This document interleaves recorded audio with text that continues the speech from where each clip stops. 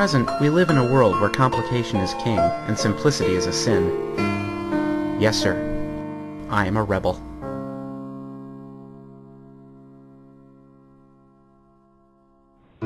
Pie.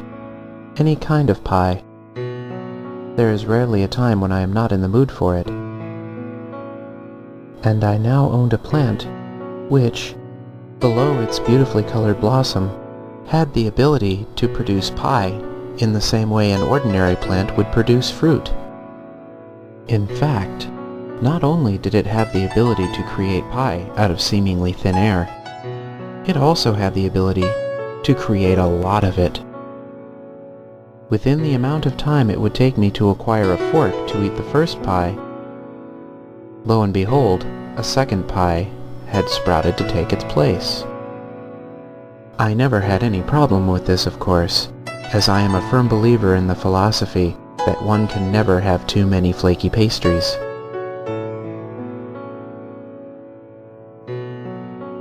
Even more surprising to me was the plant's sudden ability to produce milk when I found myself a bit drowsy from eating all of the buttery crust.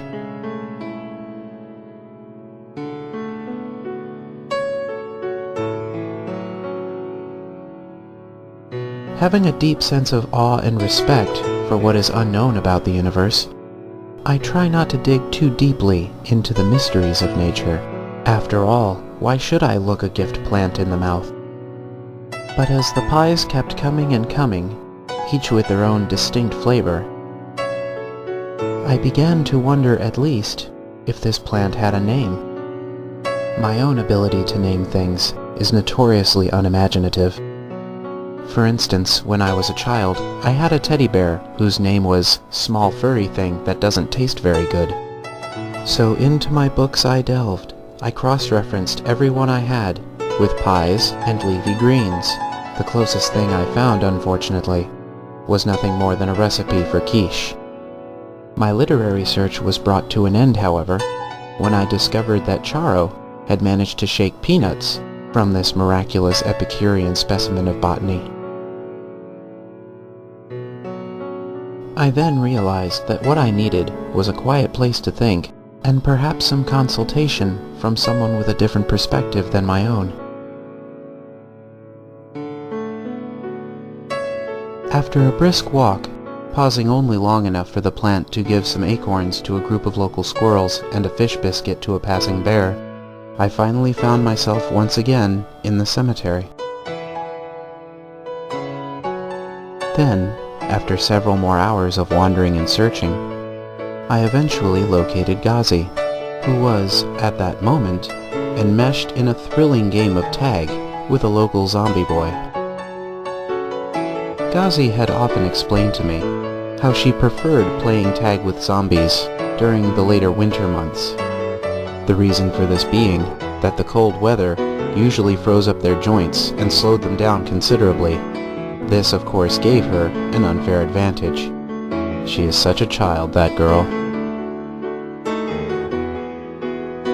She was so involved in this game, in fact, that it took her a while to notice that I was standing there. It did not, however, take her long to notice the plant that I was holding. The young heiress of the dead cocked her head curiously. "What is that?" she asked in a voice so festeringly cute that it was liable to make your ears turn gangrenous and fall off. "I honestly don't know," I replied. "It is rather strange and foreign to me, and I was hoping that you might have seen one before. Thus far it's been producing pie, milk, and peanuts for Charo and myself for a little over a week now." "Just out of thin air?" she asked. "Well, not so much out of thin air," I said. "It just sort of grows them. Very rapidly." "That sounds very strange and unnatural," she replied. I then decided that the phenomenon of this plant was best demonstrated rather than explained. And for all I could tell, watching what the plant did when Ghazi got near it could perhaps give me some clues as to what made this little shrub tick. I told Ghazi to take a closer look, particularly at the cluster of leaves right around the middle of the plant. Moments later, Ghazi squealed with delight as the plant produced for her a Rice Krispie square.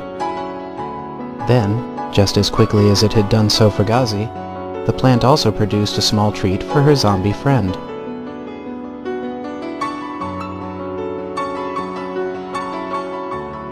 Observing this, my glacier-like thought process began to slowly untangle the mystery involving this potted plant's true function, though the real answer was still eluding me, teasing my poor hapless mind with an epiphany that remained ever so slightly out of reach. As Ghazi found herself a comfortable place to sit, she suggested that the surest way I might be able to understand the plant's secrets would be to inquire further about the place of its origin.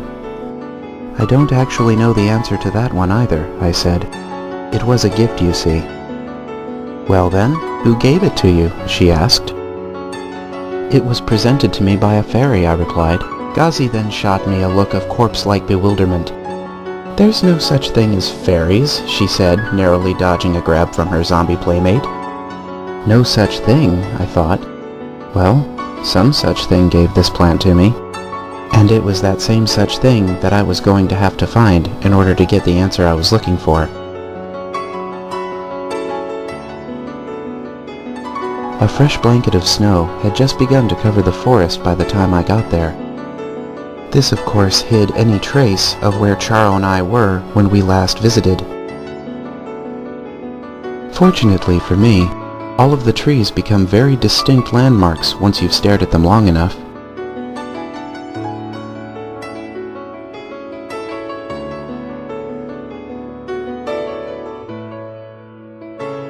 When I finally came to the tree that I had been sitting under that day, I was understandably very cautious. This is of course because nobody told me that fairies never fall in the same place twice. I was very fortunate that she happened to notice me passing by, and she seemed almost as excited to see me as I was to see her. Hey there, you taking that plant I gave you for a walk? She asked while removing a few grapes from its branches. With a great deal of urgent excitement in my croaky voice, I told her about all of the things the plant had done for Charo and myself, and all of the interesting things it had been doing for the people I had been showing it to.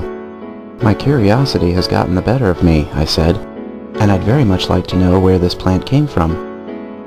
Yeah, sorry I didn't leave a note, she said. These little guys tend not to come with instruction booklets. Well, I mean there's stuff that my folk wrote about them, but I don't know if you'd so much understand that. But I can pretty much tell you everything you need to know. And with that, she spent the next several hours telling me pretty much everything I needed to know. The North Avalonian wuntbush, of the genus Avalonium givuswhatchewuntum, grows every few thousand years in places that only fairies and gnomes have the ability to get to. These rare and unstinting herbs have the ability to sprout the desired objects of whoever stands before them during their time of growth. When she told me this, I had to take a moment to imagine all of the incredible possibilities. Continuing, this particular wuntbush is nearing its time of maturity. When this happens, and you will sense when it is about to, she said, it will seize hold of whatever one thing its owner desires from it, and produce an endless supply for the rest of eternity. This may sound easy, she said in a manner slightly more concerned than I am used to hearing a fairy speak, but an eternity of even the greatest thing can easily become the worst fate imaginable. Choose carefully, boy. This one counts. As she flitted off once again into the far reaches of the unseeable Silva, I thought hard to myself and realized that I was going to need help in making a decision this big. There was only one person who would be able to assist me with the foresight that I needed, and this filled me with a slight amount of dread.